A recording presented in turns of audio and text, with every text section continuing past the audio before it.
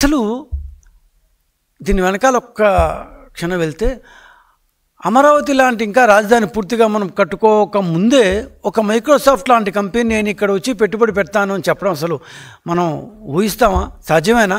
ఒక సంవత్సరం క్రితం అయితే అసలు మనం ఆలోచించుంటామా? మన జగన్మోహన్ రెడ్డి గారు శ్మశానం చేసి ఉన్న ఆ సమయంలో ఒక సంవత్సరం తర్వాత 2025లో మైక్రోసాఫ్ట్ వస్తుంది, IBM వస్తుంది, TCS వస్తుంది, అమరావతికి అని చెప్పుంటే నవ్వుండేవాళ్ళు. కానీ నిజం, ఈరోజు అది నిజం. ఈరోజు ఖచ్చితంగా మైక్రోసాఫ్ట్ లాంటి కంపెనీ అమరావతికి వస్తుందంటే మిగతా కంపెనీలు క్యూ కొడతాయి. ఇది మనం హైదరాబాద్లో చూసిన నిజం, కొత్త ఏం కాదు ఇది.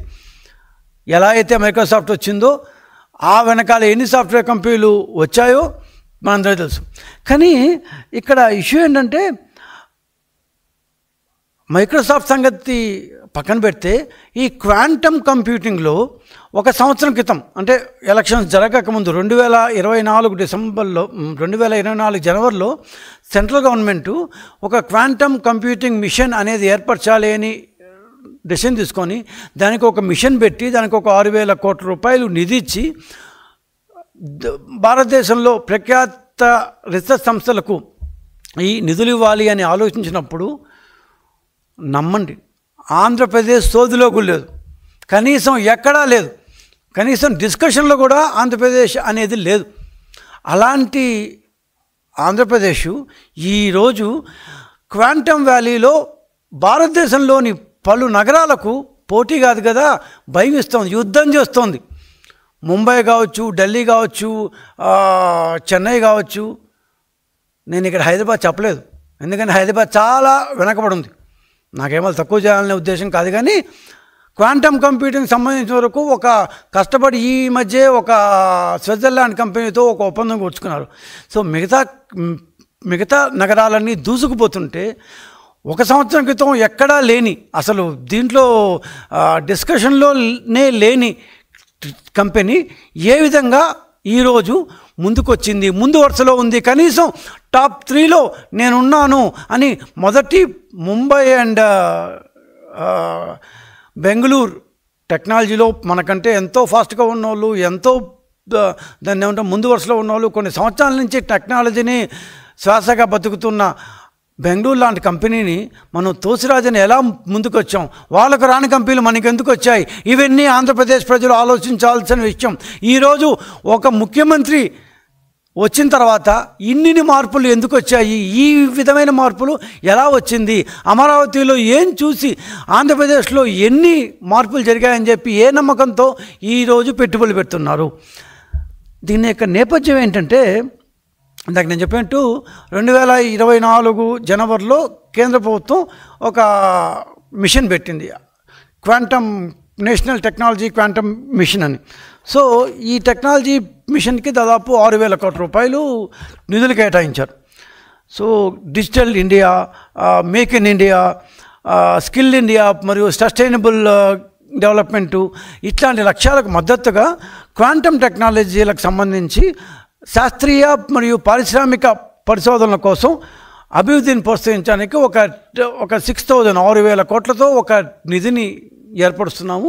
ఈ 6,000 కోట్ల రూపాయల యొక్క నిధిని మనం దేశంలోని ప్రఖ్యాత రీసెర్చ్ సంస్థలకు అట్లాగే ఆ సంస్థలో ఉన్న రాష్ట్రాలకు ఇస్తాము. వాటి ద్వారా రీసెర్చ్ని బలోపేతం చేసి పరిశోధనలకు ఊతం ఇస్తాము.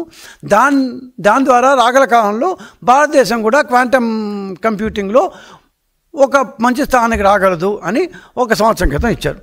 బాగానే ఉంది.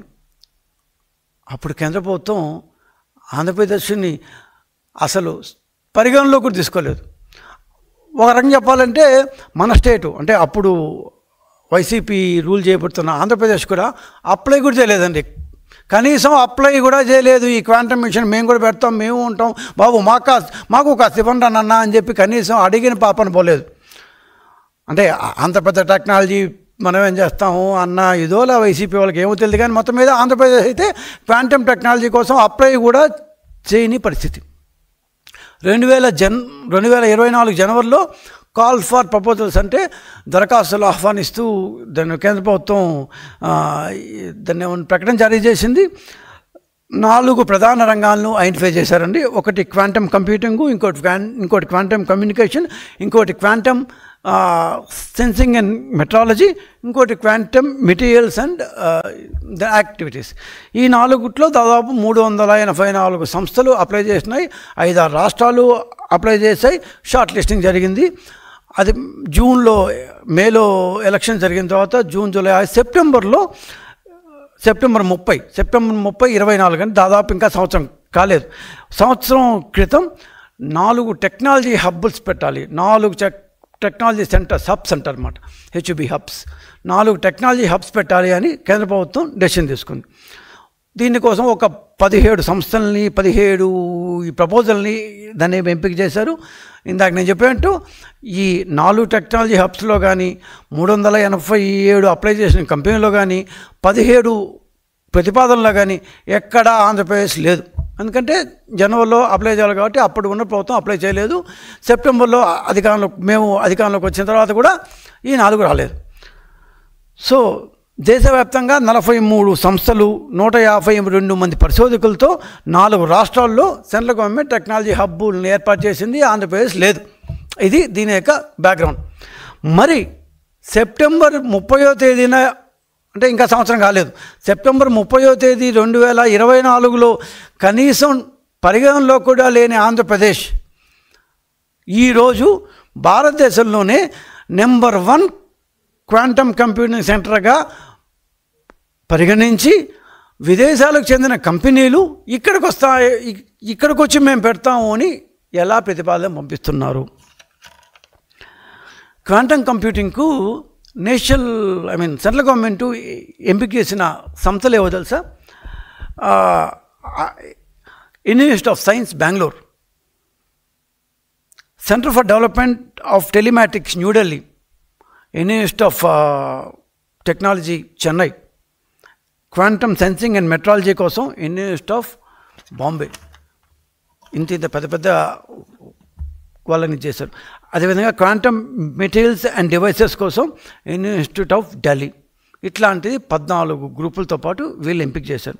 చివరికి నేను చెప్పాను, తెలంగాణ కూడా నేషనల్ మిషన్ నిధులు వాడుకుందామని చెప్పి హైదరాబాదులో భారతదేశం మొట్టమొదటి క్వాంటమ్ హబ్ను ప్రారంభిస్తాము అని చెప్పి స్విట్జర్లాండ్కి చెందిన క్వాంటమ్ బేసిల్ క్వాంటమ్ అనే ఒక స్విట్జర్లాండ్కి చెందిన సంస్థతో భాగస్వామ్యం కుదుర్చుకుంది. Okay, nice. మరి ఆంధ్ర ఎలా వచ్చింది రేసులోకి? నేను ఎందుకు ఇంత డీటెయిల్గా చెప్పడానికి ప్రయత్నిస్తా అంటే, చంద్రబాబు నాయుడు వచ్చిన తర్వాతే ఈ క్వాంటమ్ కంప్యూటింగ్ అనే దీంట్లోకి ఆంధ్ర వచ్చింది. అంతవరకు ఎవరో అసలు ఆంధ్రలో ఎవరు పడుచుకోలేదు, ఈ మాట ఎవరు వినలేదు. ఫస్ట్ టైం చంద్రబాబు నాయుడు గారు అక్టోబర్ ఆ ప్రాంతం చెప్పినప్పుడు వింత చూసారు, ఏంది క్వాంటమ్ కంప్యూటింగ్, ఏందో లే మళ్ళీ చూసుకుందాం, ఎవరు పడుచుకోవాలి.